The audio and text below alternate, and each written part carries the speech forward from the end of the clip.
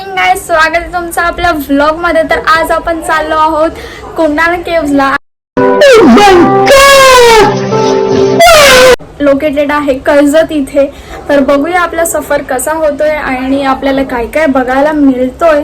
आणि तिथे जाण्यासाठी आपल्याला ट्रेक करावी लागते, जवळ 15-20 मिनिटाची ट्रेक आहे। नहीं बोला तूने? पहले क्या बोला? चल चला चलो त्या डोंगरावरती चढण्यासाठी। तर बघूया आपला सफर कसा होतोय। सबस्क्राइब कर प्लीज सबस्क्राइब करा, सबस्क्राइब करा, जे नवीन असतील आणि बघत राहा व्लॉग कसा होतोय।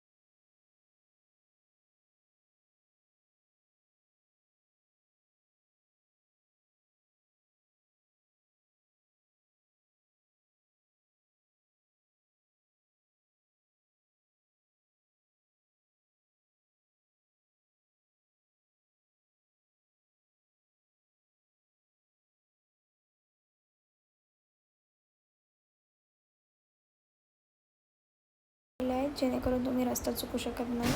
गाइस, थोडा वेळ ट्रेक केल्याने आपल्याला असा वॉटरफॉल दिसतो।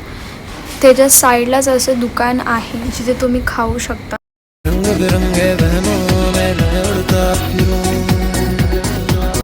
येताना काहीतरी खाऊन या। चढत खरंच खूप जीव तोडून चढावं लागतं।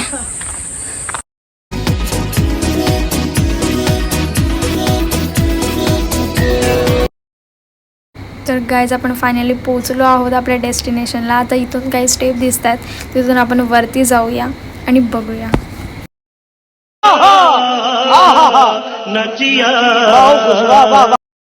तर गाइज, वर पोहोचल्यानंतर आपल्याला असा काही व्ह्यू दिसतो जो खूपच सुंदर आहे, बघू शकता तुम्ही। आणि हे आहे मेन मंदिर।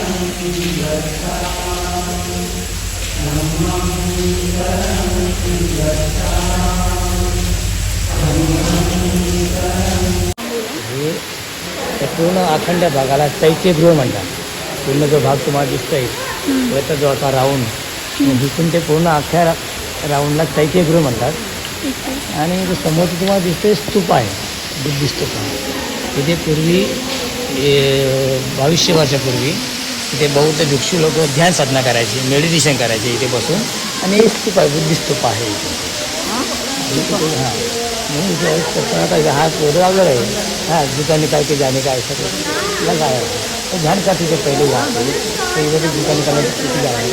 फिर आगे जो आप लोग ऊपर दिख रहे जगह है वो विहार है, रहने की जगह है। उनका रहने का जगह है। इसके ऊपर जो है दिख रहे हैं आपको, वो 18 रूम है। और उसके आगे उतना विहार है, ये रहने की जगह है।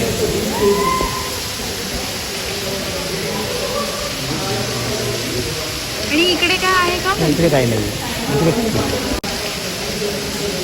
इथे ते ध्यान करायचं का? हो, ध्यान करायचं। काय होतं? यक्ष। अच्छा, त्याला यक्ष म्हणतात। यक्ष इकडे यक्ष म्हणजे जातपाला म्हणा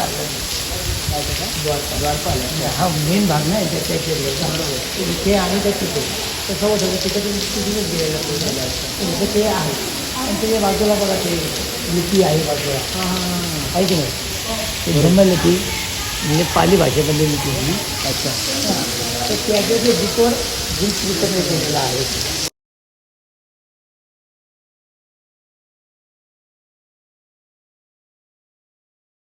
म्हणजे पहिल्या चौकोनामध्ये तुम्हाला त्यांनी सगळं मिळेल. म्हणजे आता पहिल्या अक्षर दिसतोय का तुम्हाला प्लस मग तो खाली प्लस पुढे क पहिली लाईन आणि ती दुसरी लाईन पहिला क मग ते लिहिलेलं आहे कणस अंत वाचीना बलके न कसं.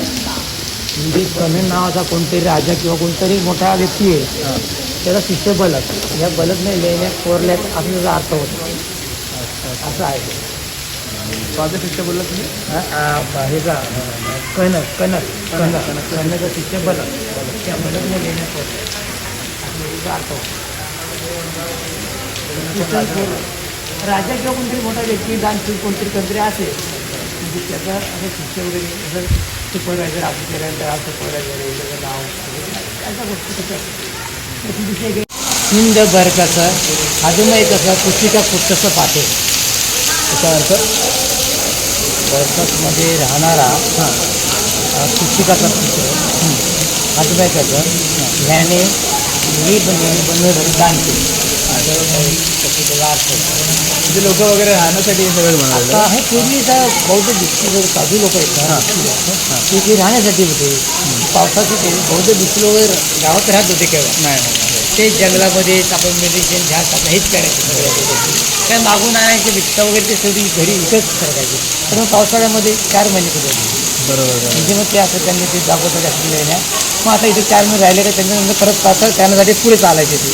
अच्छा अच्छा पुढे गेल्यानंतर मग तसं त्यांना जागा मिळत ठिकाण वगैरे भेटेल तसं ते ते लोकं- राहत गेले. अच्छा हे सगळं राहण्यासाठी आत्मा हो, सगळं हे केलं विहार आहेत हे राहण्याची जागा सगळ्या तिकडे बनवलं सगळ्यात सगळ्या विहार आहेत. राहण्याची जागा सगळ्या होत्या.